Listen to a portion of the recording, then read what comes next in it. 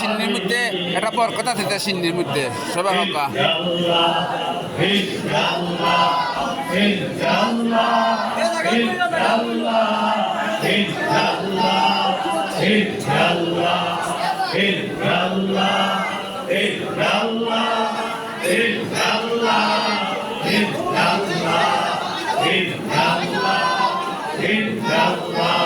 আমরা আছেন হাবিবুর রহমান আনু ভাই, জুবাইর ভাই আছেন, জাসিম আছেন, হাবিবাটের আরসর মালিক।